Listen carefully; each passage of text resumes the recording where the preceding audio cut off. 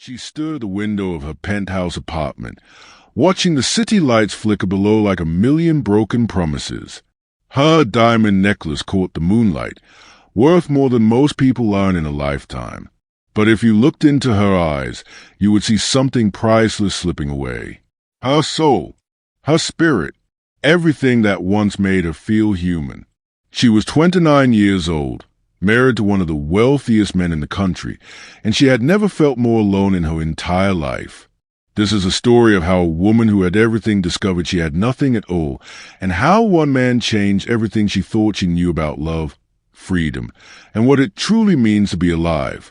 Before I continue with this incredible story, please take a moment to like this video, subscribe to this channel, and share it with someone who needs to hear this. This story is based on true events, and trust me, you do not want to miss a single detail of what happens next. Her name was Amara. She grew up in a small town where everyone knew everyone, and dreams were something you kept quiet about because they rarely came true. Her father worked in a factory, and her mother cleaned houses for wealthy families on the other side of town. From a young age, Amara would accompany her mother to those big houses with their marble floors and crystal chandeliers. She would watch how the rich people lived, how they moved through their spaces with a kind of ease that seemed almost supernatural. She didn't envy them. She studied them. Amara was smart. Not just book smart, but the kind of smart that comes from watching and learning and understanding how the world really works. She knew that beauty was a currency, and she was blessed with plenty of it. But she also knew that beauty without strategy was a flower without roots. It would bloom brightly and then wither away, leaving nothing behind. She worked her way through college on scholarships and part-time jobs. She studied business and finance because she understood that money was a language of power. While other girls her age were partying and making memories, Amara was in the library, in the gym, in front of the mirror practicing the way she walked, the way she talked, the way she entered a room. She was building herself into something, though at the time, she didn't know exactly what. At 23, fresh out of graduate school, she landed a job at one of the top investment firms in the city. It was there that she first saw him. Victor Harrington. His name was on the building, on the letterhead, on the lips of every ambitious person in the financial world. He was 52 years old, a self-made billionaire who had built his empire from nothing but grit and ruthlessness. He was not handsome in the traditional sense. His features were sharp, almost harsh, and his eyes had a coldness that made people uncomfortable. But power has its own kind of magnetism, and Victor Harrington radiated power like heat from a furnace. He noticed her immediately. Of course he did. Men like Victor didn't miss anything, especially not a beautiful young woman who carried herself like she belonged in rooms she had never been in before. He watched her for weeks, gathering information, learning her patterns, her habits, her ambitions. When he finally approached her, it wasn't with flowers or compliments. It was with a proposition. He needed a wife. Not just any wife, but someone who could stand beside him at galas and board meetings, someone who understood the game and was willing to play it. His first wife had died years ago, leaving him with a teenage son who wanted nothing to do with him. His second wife had been a mistake, a gold digger who had taken $20 million in the divorce. He was tired of games. He wanted a partnership. Amara listened to his offer with a calm face that betrayed nothing of the storm inside her. He was offering her everything she had ever dreamed of. Financial security, power, access, a seat at the table where decisions that shaped the world were made. All she had to do was sign her life away. She negotiated. That surprised him, and she saw a flicker of something in his cold eyes. Respect? Perhaps. Or maybe just amusement. She asked for a substantial personal allowance, separate from household expenses. She asked for a career of her own within his company, not as a figurehead but as someone with real responsibilities. She asked for a prenuptial agreement that would protect her interests without being insulting to his. And after 3 weeks of back and forth, they came to terms. The wedding was the social event of the year. Magazines called it a fairy tale. Newspapers speculated about the lucky girl who had captured the heart of one of the world's most powerful men. But Amara knew the truth. There was no heart involved. This was a merger, not a love story. And for the first few years, she was fine with that. She threw herself into her wake. Victor had given her a division to run, and she ran it with the same discipline and determination that had gotten her this far. She made him money, a lot of money, and in return, he gave her freedom. She could travel, shop, socialize, do whatever she wanted as long as she showed up when he needed her and never embarrassed him publicly. It was a comfortable cage. The bars were made of gold, and the locks were disguised as luxury. But as the years passed, Amara began to feel something growing inside her, a restlessness, a hunger for something she couldn't name. She would lie awake at night in their massive bedroom, listening to Victor's even breathing, and wonder if this was really all there was. She had everything she had ever wanted. So why did she feel so empty? The answer came on a Tuesday afternoon in the form of a man she would never forget. His name was Daniel Okonkwo. He was 34 years old, a former military officer who had served 2 tours overseas before transitioning to private security. Victor's regular bodyguard had taken a leave of absence for medical reasons, and Daniel had been brought in as a temporary replacement. He was supposed to be invisible, just another piece of furniture in the background of their gilded life. But from the moment Amara saw him, she knew he was anything but invisible. He was tall, with broad shoulders and the kind of quiet confidence that comes from facing death and walking away. His skin was dark, his eyes darker, and when he looked at her for the first time, she felt something she hadn't felt in years. Seen, not as Victor Harrington's wife, not as a businesswoman or a socialite or accessory, just seen, as a person, as a woman, as someone real. She told herself it was nothing. A momentary attraction, the kind anyone might feel. She was not the type of woman who threw away everything for a handsome face. She had built her life on control and calculation, and she was not about to lose herself now. But Daniel was different from the other bodyguards who had come before him. They had been professional to the point of being robotic, never speaking unless spoken to, never showing any personality. Daniel was professional too, but there was a warmth beneath his stoic exterior. When she asked him a question, he answered thoughtfully, not just with the expected yes or no. When she made a joke, she caught the ghost of a smile on his lips before he suppressed it. Victor traveled constantly. 3 weeks out of every month, he was in some other city, some other country, making deals and building his empire. When he was away, Daniel was responsible for Mora's safety. This meant being with her almost constantly. In the car, at her office, during her morning runs in the park. At first, she found his presence intrusive. Then she found it comforting. And eventually, she found herself looking forward to it. They began to talk. Really talk. It started with small things. He asked about the book she was reading, and she discovered he was a voracious reader himself. They debated literature, philosophy, the nature of happiness.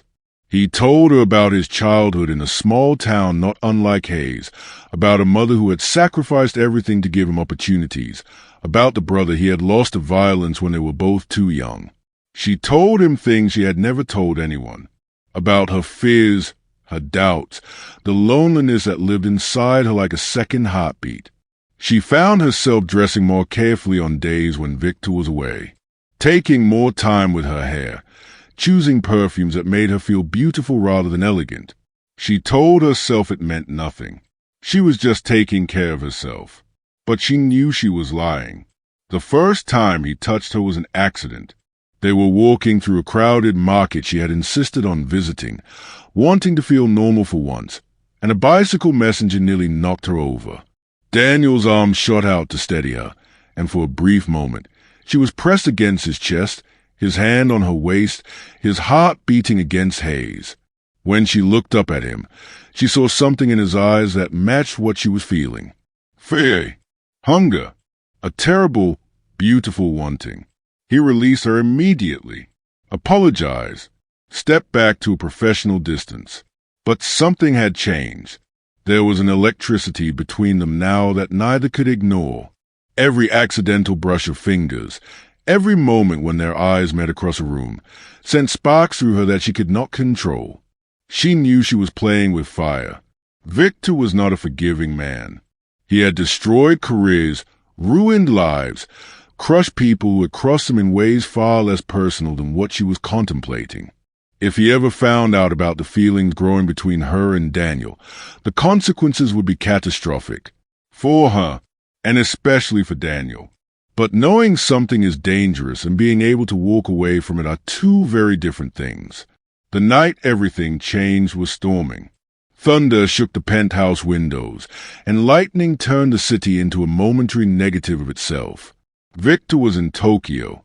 He had been gone for 2 weeks and wouldn't return for 2 more.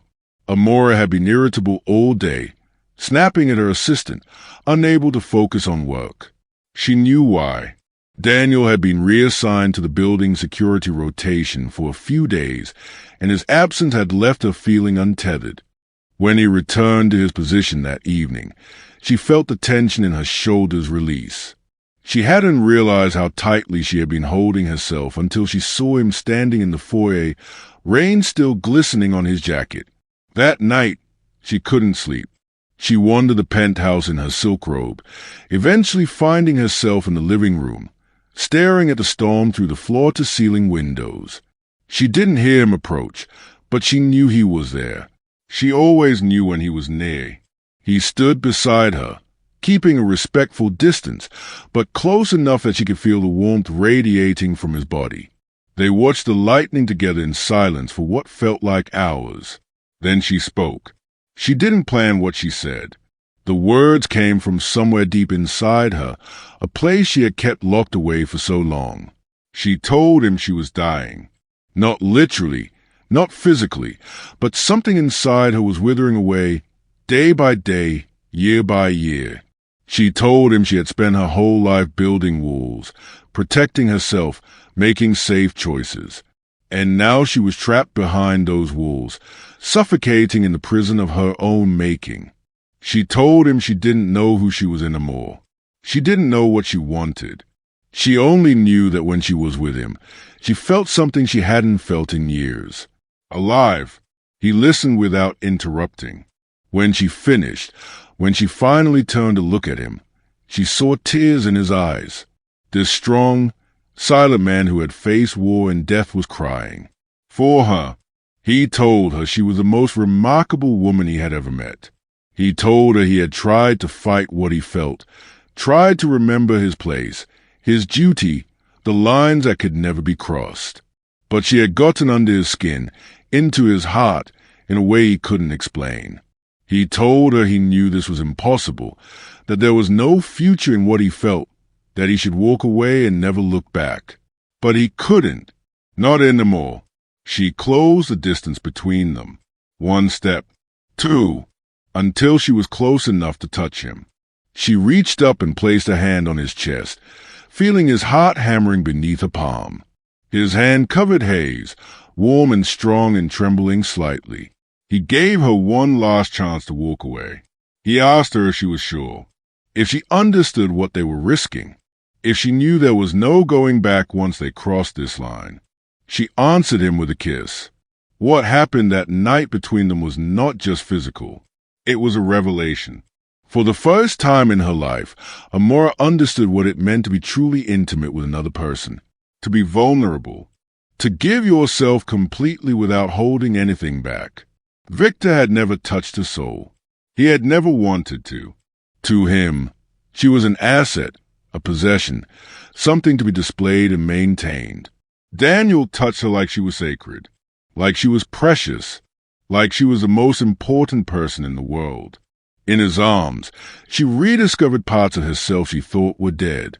The girl who used to laugh until she couldn't breathe.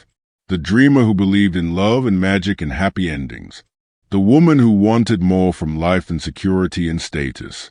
He brought her back to herself, piece by piece, kiss by kiss.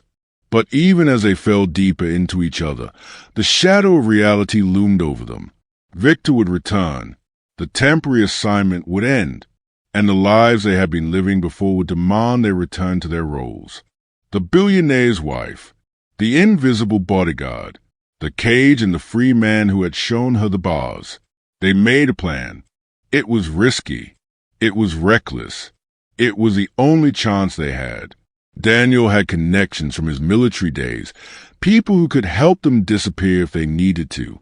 Amara had money of her own, carefully saved and hidden in accounts Victor didn't know about. They would wait for the right moment, gather what they needed, and run. Together. But they waited too long. Victor came home early. A deal had fallen through, and he was in a rage. He stormed into the penthouse, barely acknowledging Amara, immediately shutting himself in his office with a bottle of whiskey. She tried to act normal, but her hands were shaking, and she knew Daniel could see her fear from across the room. That night, Victor was drunk and wanted to exert control. He came to her bedroom, something he rarely did anymore, and demanded she fulfill her wifely duties. When she hesitated, his eyes narrowed with suspicion. He was a man who noticed everything, and he noticed a change in her. The way she flinched when he touched her, the way her eyes flickered toward the door, where Daniel stood just outside. He didn't say anything that night, but she could feel him watching her differently in the days that followed, questioning small things that didn't add up, checking her phone records, her schedules, her routines. The trap was closing, and she could feel the bars pressing in. 1 week after Victor's return, Daniel was reassigned, not to another position. Terminated. Victor called it a routine rotation, a budgetary decision, nothing personal. But when Amara saw Daniel's face as he collected his things, she knew they had been discovered. Victor knew, and this was only the beginning of his revenge. She tried to contact Daniel, but her phone was being monitored. She couldn't leave the penthouse without one of Victor's trusted men following her. She was a prisoner now, and the cage wasn't even pretending to be gilded anymore. Victor waited 3 days before confronting her. He did it calmly, without raising his voice, which was somehow more terrifying than any screaming could have been. He told her he knew everything. The conversations, the feelings, the night of the storm. His people had been watching, recording, documenting. He had enough evidence to destroy Daniel's life, to make sure he never worked again, to have him arrested on fabricated charges that would put him away for years. He gave her a choice. She could stay. Forget Daniel. Forget whatever foolish dreams she had entertained. Return to being the perfect wife, the valuable asset, the beautiful decoration on his arm. And Daniel would be left alone, allowed to live his life in peace. Or she could try to run. And Victor would rain down a destruction on them both that would make their current suffering seem like paradise. Amara looked at the man she had married. She saw the coldness in his eyes, the absolute certainty that he had won, that she would capitulate because she was weak, because that's what people did when he threatened them. And something inside her snapped. She told him no. She told him she would not spend another day pretending to be his puppet. She told him he could take his threats and his money and his power and choke on them. She told him she would rather be poor and free than rich and dead inside. Victor's face went still. He hadn't expected this. In his world, everyone had a price, everyone could be controlled, everyone eventually surrendered. But Amara was not everyone. What happened next was a blur of emotion and terror. Victor reached for her, his calm facade cracking into something ugly and violent. But before he could touch her, the door burst open. Daniel, he shouldn't have been there. He should have been gone, safe, far away from this disaster. But he had come back. For her. The fight was brutal and brief.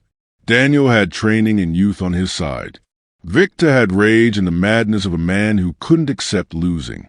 When it was over, Victor was on the ground, bleeding from a cut on his forehead, cursing and threatening and promising revenge that would echo through generations. They ran. The next few months were the hardest of Amara's life. They moved from city to city, country to country, always one step ahead of Victor's reach. They had nothing but each other and the clothes on their backs. The money she had hidden was frozen, seized by Victor's lawyers. Daniel's contacts helped them stay off the grid, but it was a constant struggle, a daily battle for survival. But in that struggle, Amara found something she had never known she was missing: purpose. She wasn't fighting for luxury or status or the approval of people who didn't care about her. She was fighting for her life, for her freedom, for love, and that fight made her feel more alive than all the diamonds and penthouses in the world ever had. They settled eventually in a small coastal town far from anywhere Victor's influence reached. Daniel found work as a security consultant, using his skills to help small businesses and local families. Amara started over too, using her business knowledge to help local women start their own enterprises, giving them the tools and confidence she wished someone had given her mother all those years ago. They weren't rich. They never would be. Some nights they worried about paying the bills, and the luxuries Amara had once taken for granted were distant memories. But when she woke up in Daniel's arms every morning, when she saw the sunrise over the ocean from their modest little house, when she felt the peace that came from being truly, completely, authentically herself, she knew she was wealthier than Victor Harrington could ever understand. Victor tried to find them. For a while, he sent lawyers and investigators and even hired men with less savory skills. But eventually, even he had to accept that Amara was gone. She had disappeared into a life he couldn't touch, a happiness he couldn't comprehend. And that, perhaps, was the deepest wound of all. Years later, Amara received word that Victor had died. A heart attack, the papers said, though she wondered if a man that cold had ever truly had a heart at all. She felt no joy at the news, no relief, just a quiet closing of a chapter she had long since finished reading. She was Amara now, not Mrs. Harrington, not the trophy wife, not the accessory, just Amara, a woman who had walked through fire and come out the other side, a woman who had learned the hard way that the things worth living for can't be bought, and that the cages we build for ourselves are often stronger than any prison others could construct. Daniel proposed to her on the beach at sunset, with a ring that cost a fraction of what her old jewelry was worth and meant 1,000 times more. She said yes before he finished asking.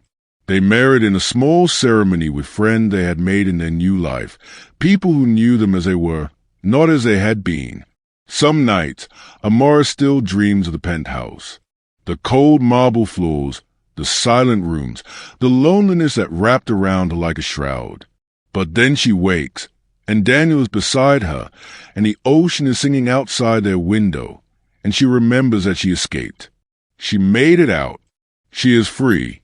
This is a story of a woman who belonged to a billionaire, who had everything the world says you should want, who discovered that having everything can mean having nothing at all, and who found, in the arms of a man who wasn't supposed to love her, the truth that set her free. Love is not a transaction. It is not a contract. It is not a cage with gilded bars. Love is a choice, made every day, to see someone fully, to hold them gently, to walk beside them through whatever storms may come. Amara chose love, and love chose her back. If you are watching this, and you feel trapped in a life that isn't yours, if you feel invisible in your own story, if you have forgotten what it feels like to be truly alive, let Amara's story remind you of this truth. It is never too late to choose yourself. It is never too late to break free. It is never too late to come alive again. You are not your circumstances. You are not your cage. You are the wild, precious, irreplaceable person beneath all of that, waiting to be remembered. Remember yourself. Thank you for watching until the end. If this story touched your heart, please like this video, share it with someone who needs to hear it, and subscribe for more stories like this. Your support means everything. Until next time, take care of yourself. And remember, the best chapter of your life might still be unwritten.